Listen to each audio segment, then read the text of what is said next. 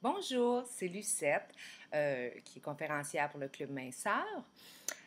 Aujourd'hui, on va faire la conférence de la semaine du 13 juin. On était rendu à notre dernière série de 5 numéros. On va faire de 11 à 15.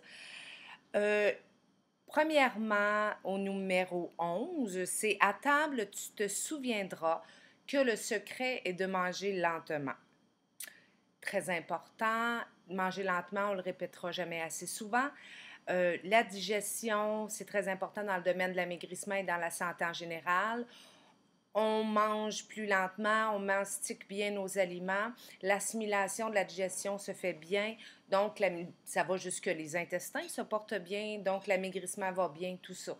Et on sait que quelqu'un qui mange trop vite va avoir des problèmes divers au niveau de santé, donc c'est très important. Des spécialistes conseillaient de mastiquer 7 fois avant d'avaler nos aliments.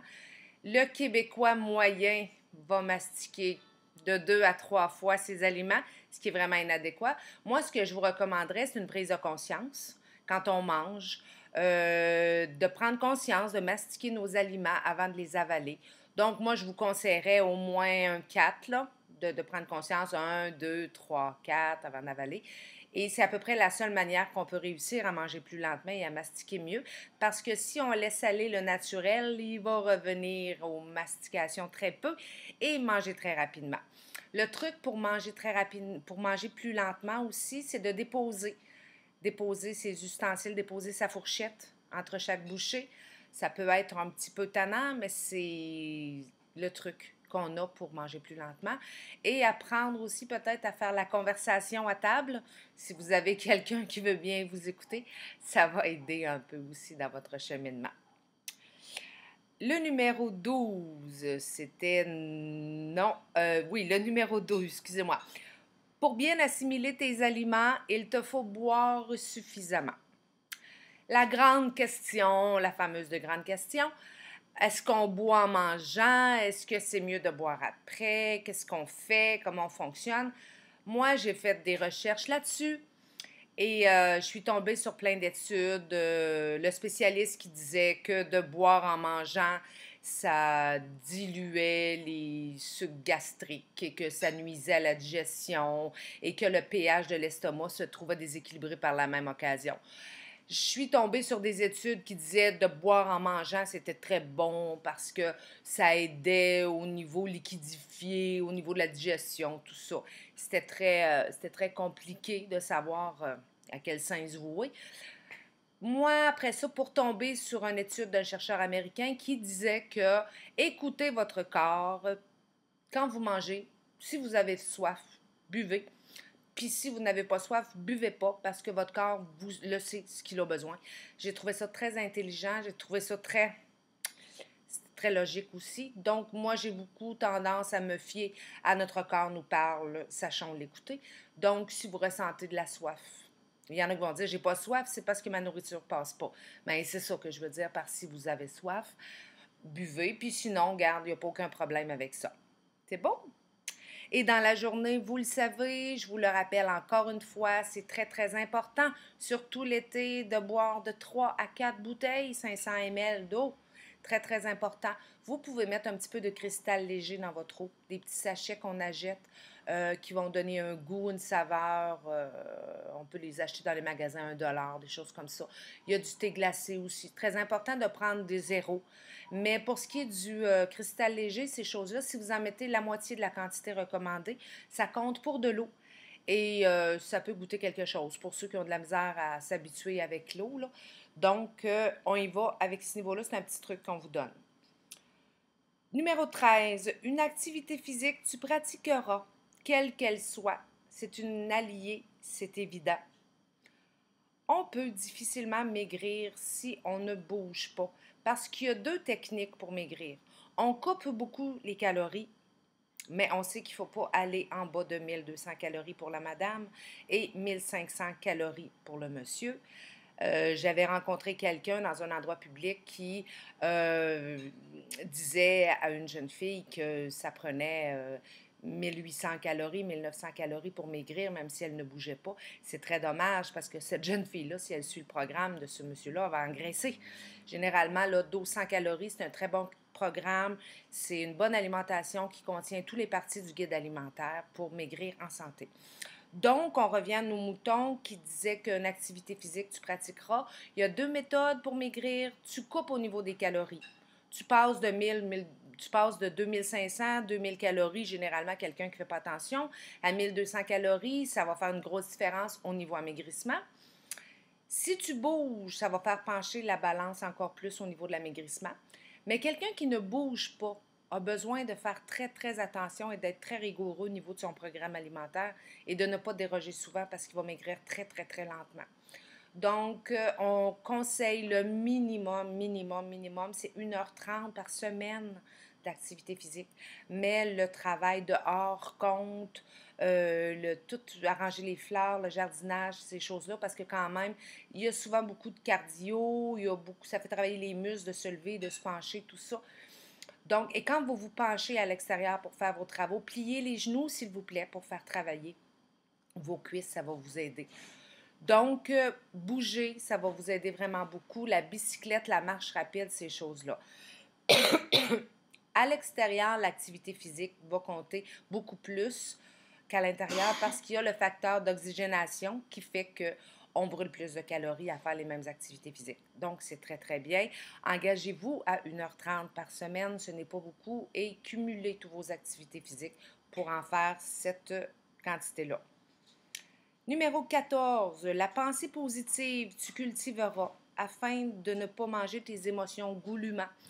On sait très bien que les gens qui ont tendance à avoir un problème de poids sont des gens qui vont manger très souvent leurs émotions. Quoi qu'il y en a beaucoup qui ne l'acceptent pas. Mais écoutez aussi, on a le facteur qui fait que ça peut être circonstanciel aussi, un problème de poids.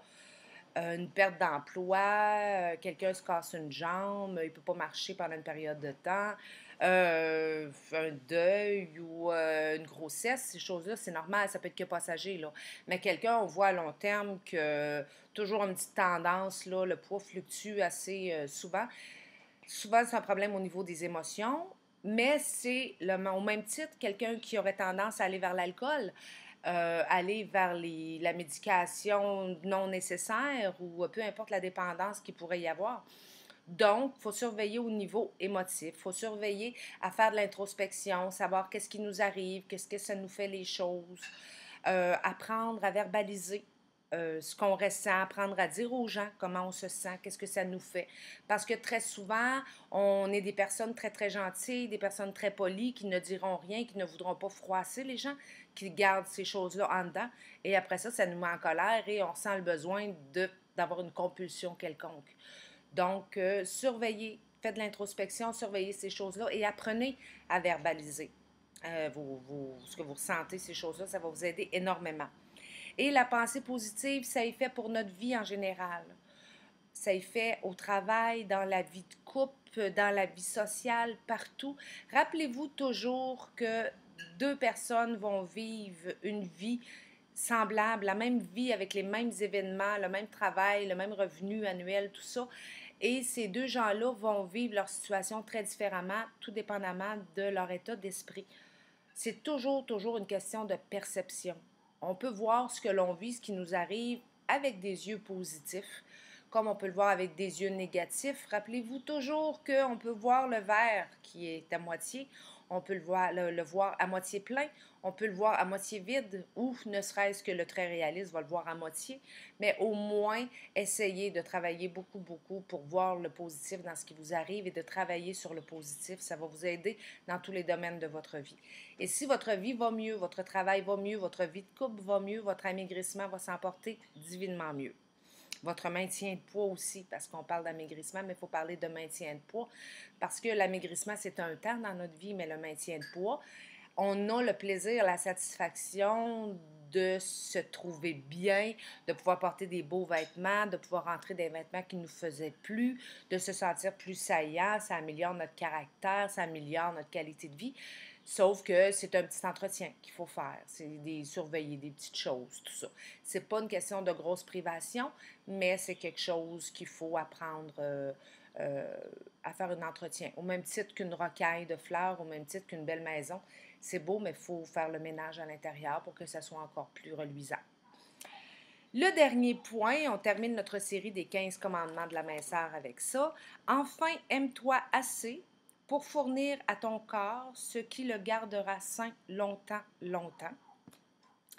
Pensez que si vous maigrissez, c'est que vous vous alimentez mieux. Vous prenez moins de gras, moins de mauvais gras, vous mangez moins de cochonneries, vous prenez des produits moins sucrés, vous faites attention à votre sel pour la rétention d'eau, vous bougez, vous mangez vos produits laitiers, vos fruits, vos légumes, vous mangez 3 repas par jour, vous buvez votre eau, vous faites de l'activité physique, toutes des choses qu'on vous recommande au Club Minceur. Et que par le fait même, ça vous amène à un plus beau physique de par l'amaigrissement et ça vous amène la santé par la même occasion. Et rappelez-vous que souvent les gens vont dire, ben oui, mais moi, quand j'ai pas de problème de santé, j'ai 30 ans, j'ai 40 ans. Les personnes qui souffrent de gros problèmes d'obésité, c'est des personnes qui vivent jamais très, très vieux. Donc, tout le monde a espérance de vivre le plus longtemps possible. Puis, c'est pas tout de vivre le plus longtemps possible, c'est de penser à la qualité de vie que vous allez avoir. Les gens qui ont 80 livres en trop ont de la misère avec leurs genoux, ont de la misère à suivre le social, ont de la misère dans les autobus voyageurs quand il est question d'aller des clubs d'âge d'or, des choses comme ça. Des sorties sont organisées, ont de la misère à suivre les groupes, sont très hypothéqués. Donc, et souvent vont avoir des problèmes aussi au niveau de leur santé, le diabète, le cholestérol, toutes ces choses-là, souvent des piqûres, des comprimés. Donc, pensez à votre santé aussi et à quel point ça va améliorer votre qualité de vie. Et il faut se dire que si on a trouvé à un moment donné qu'on avait un problème de poids, qu'on se regarde dans le miroir et qu'on trouve que ce n'est pas adéquat, que ce n'est pas à notre goût, dites-vous bien que dans 6 mois, dans 1 an, dans 2 ans, vous allez trouver encore ça. Ça n'aura pas changé. Donc, c'est important, faites-le donc tout de suite. Vous trouvez tout de suite que ça ne vous convient pas, vos vêtements vous vont plus bien, vous vous sentez bedonnant, vous vous sentez lourdeau, prenez-vous dans la main tout de suite et faites-le tout de suite, ça va être fait. Et dites-vous que le restant de votre vie, après, vous allez être en meilleure santé et vous allez vous trouver top shape et A1. Donc, moi, c'est le conseil que je vous donne. Nos 15 commandements de la minceur sont terminés. La semaine prochaine, on va annexer d'autres séries de conférences. Donc, je vous rappelle, si vous voulez venir nous voir, on est à Saint-Agapi le lundi. On est un lundi sur 2 à Deschaillons. Le mardi après-midi, on est au Phare à Plessisville. Le mardi soir, on est au Phare à Plessisville. Et le mercredi, on est à la salle communautaire, la salle de l'Aréna à Daveliouville. Si vous voulez téléphoner Club Minceur, c'est le 1-800-362-6623 ou dans la région des Bois-Francs, 819-362-6623. Vous n'avez pas à faire le 1-800. Moi, je vous souhaite une belle semaine. Soyez sages et faites attention à vos quantités. Si jamais vous arrive de déroger dans des choses trop calorifiques, faites attention pour toujours prendre des petites quantités. Bougez beaucoup, buvez de l'eau, ça va vous aider beaucoup, beaucoup. Et je vous dis bonne semaine et à la semaine prochaine.